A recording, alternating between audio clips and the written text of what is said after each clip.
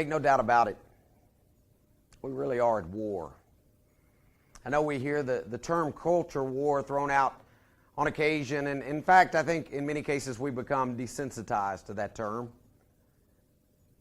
But I want to start by bringing it home to you for just a moment. The most current research is showing that it takes 4 Christian adults just to get a single faithful Christian into the next generation. 4 to 1. Now, as you let those particular statistics sink in for just a moment, I want you to think about all of the different things that our young people are seeing today. You think about the attacks on their faith, evolution, atheism, humanism. You think about the attacks that we see in the court system, the mainstream media. And you begin to realize that, yes, we really are at war. And it's a war that parents better start taking very seriously. It's a war that you need to adequately prepare your children and grandchildren. One of the things that we must start considering as we look at teaching ourselves the truth is the concept of multi-generational faithfulness. Not just getting yourself to heaven, getting your children and your grandchildren. And in order to do that, what it means is you must get extremely serious about arming your children, your grandchildren with the whole armor of God. Because I guarantee you the world is after our children. For instance, Morgan Nyman, an 8-year-old from Wisconsin, she and her classmates were handing out Valentine cards on February. I suspect many of you probably remember making the little cardboard boxes, and your classmates would place in their particular Valentine card. And yet Morgan Nyman, she got rebuked because her card said Jesus loves you on it. Or we could go to Lebanon, Tennessee, where a school system was fined $171,000. What was their offense? What had they done that was so bad the court system would fine them for that? They allowed a group of parents to come together and pray for their kids. A group called Praying Parents. It offended one of the parents of those children. He sued, and the court ruled against the school system. Or we could hop on a plane, we could go to the West Coast. The West Coast, where a young man by the name of Jonathan Lopez was taking a speech course. Now you can imagine Speech 101, you're going to have to give an oral presentation. During his presentation, Lopez decided that he would talk about God, morality. He even read the dictionary definition of marriage. He quoted a couple of scriptures, and it was at that point that his professor stopped the class. He was irate. He called Lopez a fascist. Didn't stop there. He stood up, he told the class, he said, if any of you were offended by his remarks, you can go ahead and leave. Nobody moved, which further infuriated him. He then dismissed the class. Jonathan Lopez walked over to his backpack. He noticed his grade evaluation had been stuck inside of it. When he pulled it out to see what he made on his particular speech, at the bottom, the professor had written these words, "Ask God what your grade is." You see, these attacks are very real. And it's not just happening in one isolated place. It's happening in all different aspects of our culture. Let me give you another example. Wiley Blackwell is a publishing company. Several months ago, they published a 4-volume hardback set. It's an encyclopedia of Christian civilization. Now, that's no big deal. We have books written on Christianity all the time. The big deal here is Wiley Blackwell recalled their books. They actually republished them. Now, I want you to think about how much that would cost to go through the process of setting something, laying it out, sending it to a printer, getting all these hardback volumes. Why in the world would you do that? You see, Wiley Blackwell was told that their books were too Christian. that they were too orthodox, too anti-Muslim,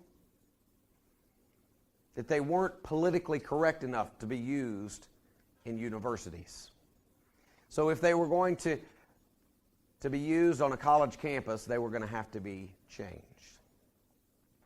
We could go to Southwest Florida, where for the past several years a man had been giving out free Bibles to students. Every single Religious Freedom Day, he'd set up a table, he would hand out Bibles. Well, this past year he decided, just like always, that he would do that. He contacted the superintendent to make sure that he could get his table reserved, and yet he was told he couldn't do that.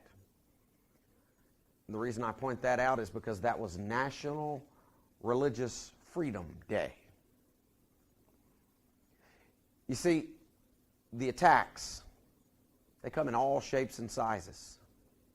We have, for instance, homosexual couples who are now trying to sue churches in order to use their building for wedding ceremonies. We have court decisions that are overturned because Scripture was used during the ruling.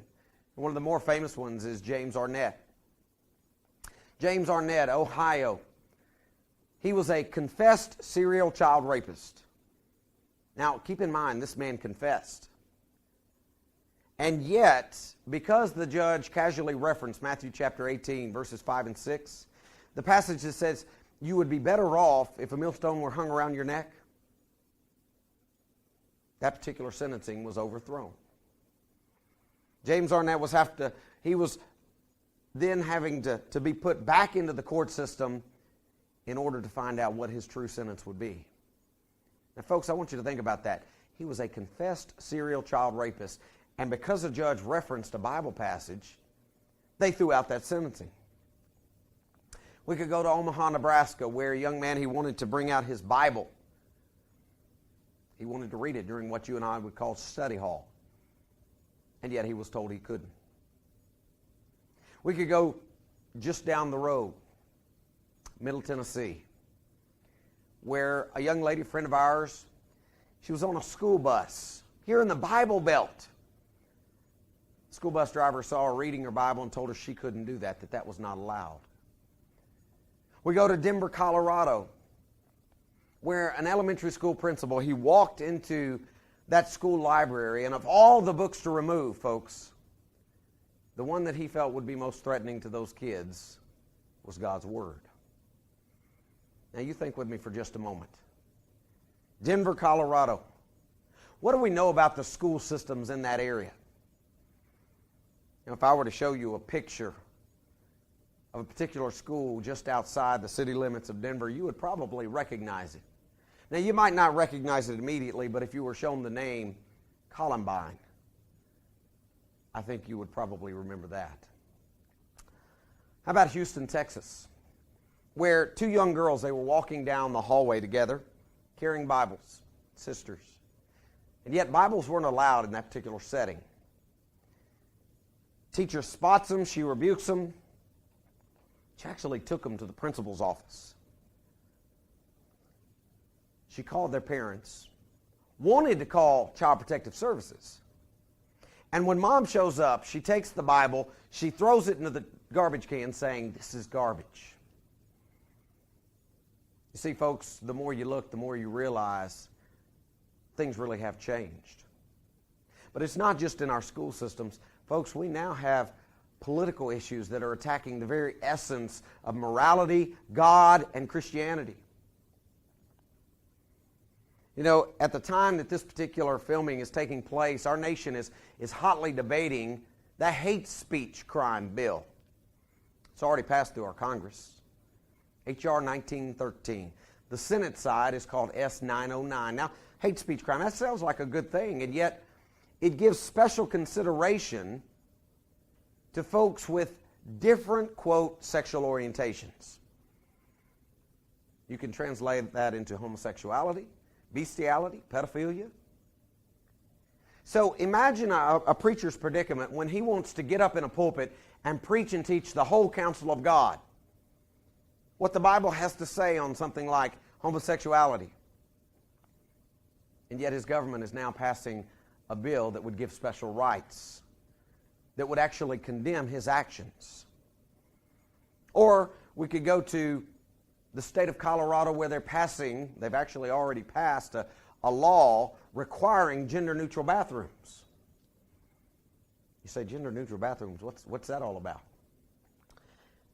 The transgendered individuals in Colorado were not sure which restroom to go to, whether they should go to the male or the female room. So they petitioned the court. The court said, you know what? From here on out, any new construction, if you make a coffee shop, a new restaurant, it needs to have gender-neutral bathrooms. Now, folks, think about that for just a moment. This is a restroom where males and females use the same facility at the same time. And you say, I wouldn't want that. I mean, I wouldn't want some 60-year-old man following behind a 5-year-old little girl. I wouldn't do that. And yet, folks, if you don't, there's a $5,000 fine and up to a year in prison for not doing it. And you say, Brad, they can't do that. This is the United States of America. And yet, folks, they're already doing it. The great state of California actually paved the way by removing some of the little boys and the little girls sign from some of their restrooms. And so now, little boys and girls use exactly the same facility at the same time. Now, California, that would be the same state that can't make up its mind on same-sex marriage. Have you considered recently where our country stands on that particular issue? And I suspect most of us remember back to when Massachusetts in the year 2003, they legalized same-sex marriage, became the very first state to do so. And yet, once that door was opened, it began a flood. For instance, the state of Connecticut, just a few short years later, October 2008, said, hey, we're going to also allow that. Iowa, in the year 2009, said, hey, we want a part of that as well. Great state of Maine, May the 6th, said, yes, we also are going to legalize same-sex marriage. Vermont, September of 2009, said, yep, we want a part of that as well. That's 5 states. 5 states have legalized an abomination to God. Folks, that's 1/10 of our nation who have legalized an action that God literally rained down fire and brimstone on cities like Sodom and Gomorrah. You kind of wonder if it ever really passes through our minds the fact that on this planet there's a place where there's several inches of burnt sulfur where he rained down on a sin that we are now placing on primetime television. Folks, if you don't think that there is a war going on in our culture, you're deceiving yourselves. You see, I think the primary issue of that war is simply God and the Bible. You know, oftentimes the mainstream media, they like to try to muddy the waters and say that it's political parties or red states and blue states. Folks, that's not the central issue. The central issue is we have a group of people who still believe in and are still somewhat obedient to God. And then we've got a group of people who stiffen their necks and they don't want to be obedient to anybody. Folks, you want to talk about a divide in this country, there's your divide right there. You see, it really is going on. Unfortunately, I think many people in the United States of America have forgotten that sin ultimately separates us from God. The prophet Isaiah in Isaiah chapter 59 verse 2 said, "But your iniquities have separated you from your God. Your sins have hidden his face from you so that he will not hear." You see, oftentimes when we do something that we know is counter to what God would have us do, we think maybe a sheepish little smile, maybe a quick "I'm sorry" is going to fix everything. We don't recognize the fact that God can have no part of sin. He can't have any part of sin and still be God. As such, we've got a pretty big sin problem. Our nation needs to understand there is only one cure for that sin problem. It's not going to be legislation. It's not going to be opinions. It's not going to be politics. The only thing that can cure man's sin problem is Jesus Christ. I want to remind you what the inspired psalmist said in Psalm chapter 19, or Psalm chapter 14, verse 1, where he said, "The fool has said in his heart, there is no God. They are corrupt. They have done abominable works. There is none who does good." And folks, think with me for just a moment. Do we have people who are doing abominable works? Do we have atheists in this country who are promoting abominable agendas? Absolutely we do. I think we would all do well to go back and to refresh our memory on who the character of God really is. You know, sadly today, I think in far too many pulpits, far too many homes, we characterize God as just kind of a loving, grandfatherly-like figure, full of love and grace. And don't misunderstand me. Does God love us? Absolutely, He does. Folks, He sent His Son to this earth to die for us. He has grace. I'm counting on His grace. But does the Bible use other characteristics to describe Jehovah? Does it talk about, for instance, His wrath, His jealousy, His holiness? You see, I think we've got at least one or two generations who are growing up with an incomplete portrait of who God really is. We go back to the book of Exodus, Exodus 20, where God is handing down the Ten Commandments. I'm going to read to you Exodus chapter 20, starting in verse 3. It says, "You shall have no other gods before me. You shall not make for yourself a carved image or any likeness that is in heaven or above, or that is in earth beneath, or that is in the water under the earth. You shall not bow down to them, nor serve them. For I, the Lord your God, I am a jealous God, visiting the iniquity of the fathers upon the children of the third and the fourth generation of those who hate me." Have you ever really looked at the Ten Commandments?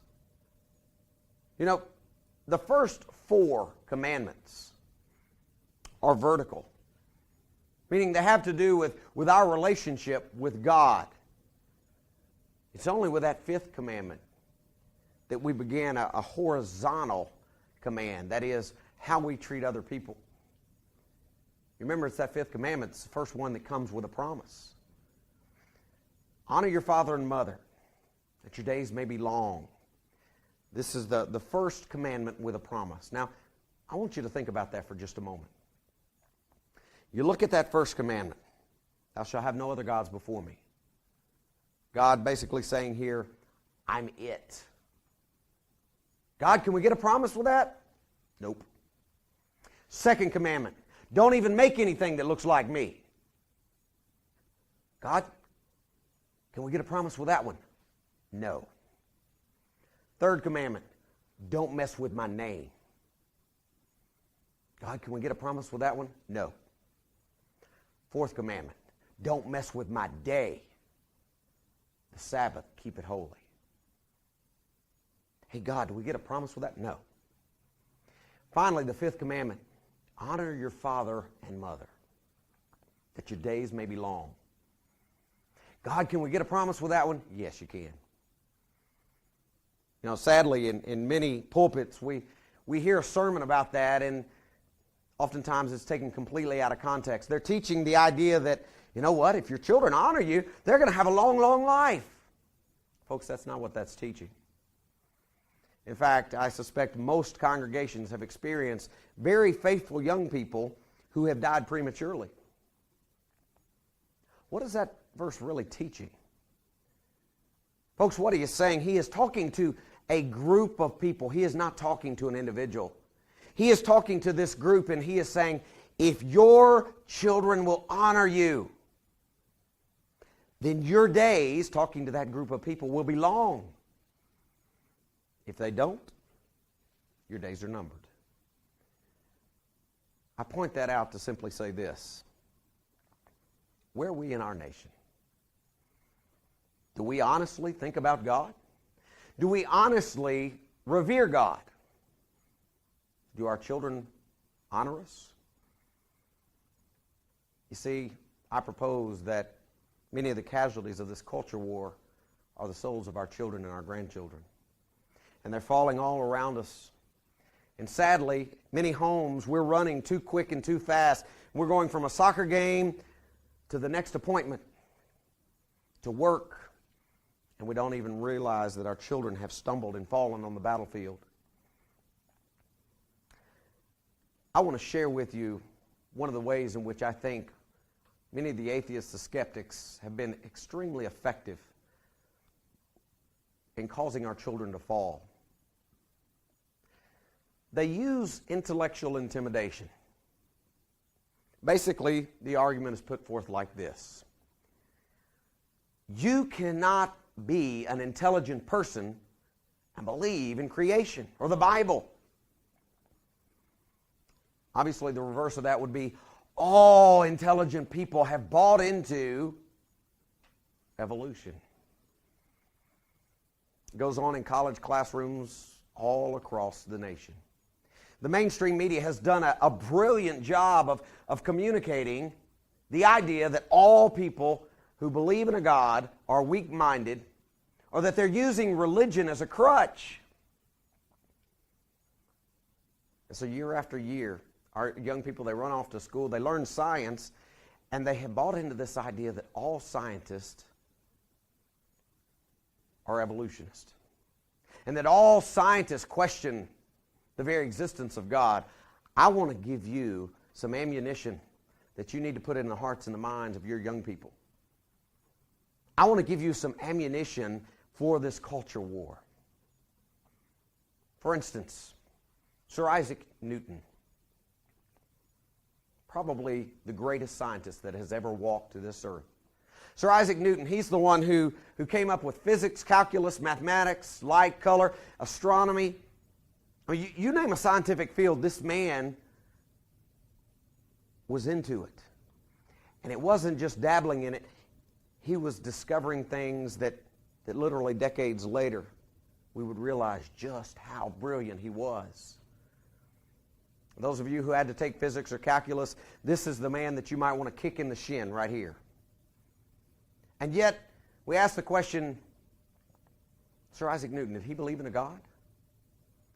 Folks, absolutely he believed in a God. In fact, I want to read to you one of the quotes he said. He wrote strong papers refuting atheism, defending creation in the Bible. He said, quote, I find more sure marks of authenticity in the Bible than in any profane history whatsoever. Now, as those words ring in your ear, I want you to listen to the words of Richard Dawkins, a staunch atheist, a militant atheist who is very prominent today. He said it's absolutely safe to say that if you meet somebody who claims not to believe in evolution, that person is ignorant, stupid, or insane, or wicked, but I'd rather not consider that. So you have one of the world's leading atheists who is trying to communicate the idea that if you don't believe in evolution, you're ignorant, you're stupid, or you're insane. And yet, folks, Sir Isaac Newton refuted atheism. Now, I don't mean to disrespect or be ugly to Richard Dawkins, but folks, he couldn't hold the shoes of Sir Isaac Newton. We look at folks like Johann Kepler. Johann Kepler was the founder of the field of astronomy. He actually studied in seminary for 2 years. He said that astronomy was thinking God's thoughts after him. And folks, think about that. Thinking God's thoughts. He went on to say, I see how God is also gloried by my endeavors in astronomy, for the heavens declare the glory of God. Blaise Pascal was another very well-known scientist. He came up with hydrostatics, differential calculus, the theory of probability. In fact, it was Blaise Pascal who came up with the famous wager. Pascal's wager. They basically said, how can anyone lose who chooses to be a Christian? Blaise Pascal, brilliant scientist, deeply religious. We could turn our attention for just a moment to a chemist, Robert Boyle. He's claimed to be the father of modern chemistry. In fact, many folks know about Boyle's law, considered to be one of the greatest physical scientists of his generation. Now you think with me for just a moment. This was a man who not only excelled in the field of chemistry, he also told other people about God. He used some of his own money to translate Bibles into different tongues. And upon his death, he left a large sum of money to fund what became known as the Boyle Lectures. Now you would think, the father of modern chemistry, those lectures every single year would be about chemistry, right? And yet the Boyle Lectures were for proving the Christian religion. Now folks, think about that. We've got the father of astronomy. We've got the father of chemistry. We've got Sir Isaac Newton. We've got people like Nicholas Steno or John Woodward, the fathers of the science of geology. The reason they got into geology in the first place was because they wanted to be flood geologists. You see, they believed in the account of Noah and the flood. We turn our attention to Carolus Linnaeus, the man who gave us the Linnaean taxonomy system, the two named Latin words. You know, humans are Homo sapiens. And yet he said he was trying to discover the original Genesis kinds. We go to Samuel B. Morse of Morse Code fame.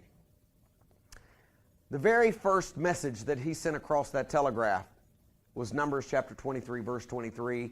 What hath God wrought? In fact, Samuel B. Morse made the comment, he said, the nearer I approach the end of my pilgrimage, the clearer is the evidence of the divine origin of the Bible.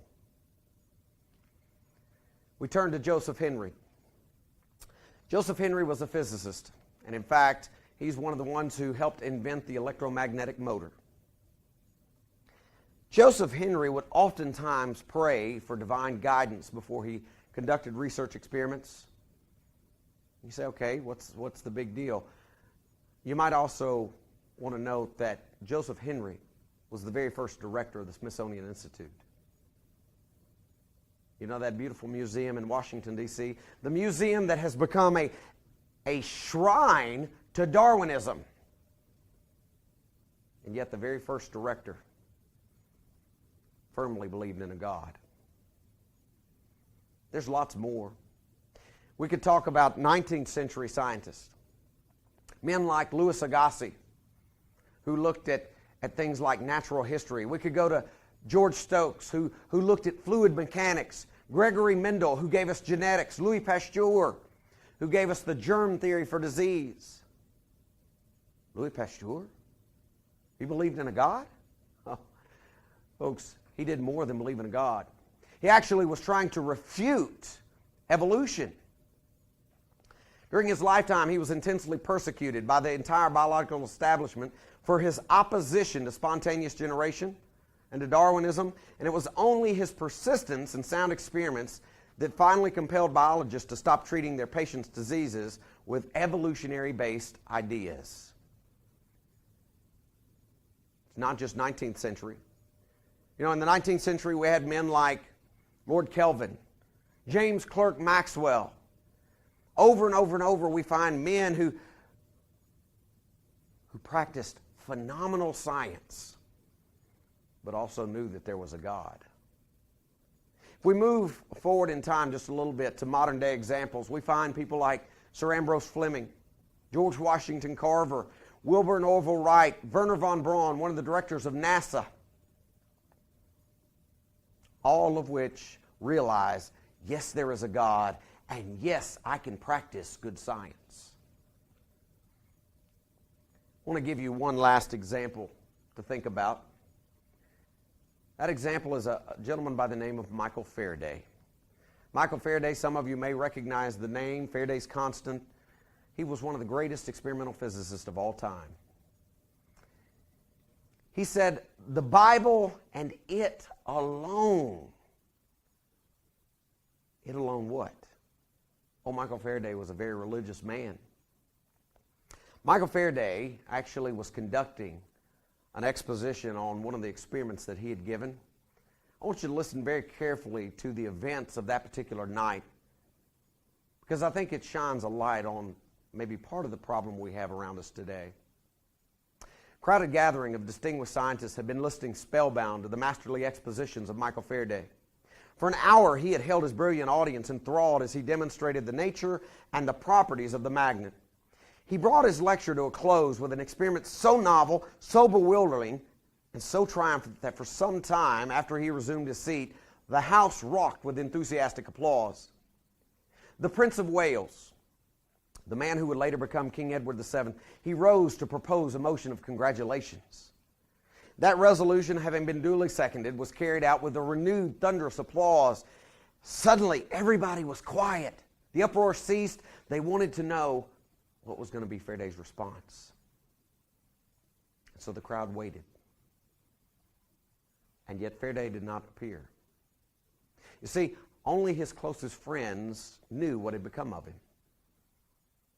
Faraday was an elder in a little Sandemanian church, and the hour at which he concluded his lecture was the hour of the weeknight prayer meeting there. You see, Michael Faraday, he wasn't concerned with the praises of men. He was concerned with obeying God. There is a war going on.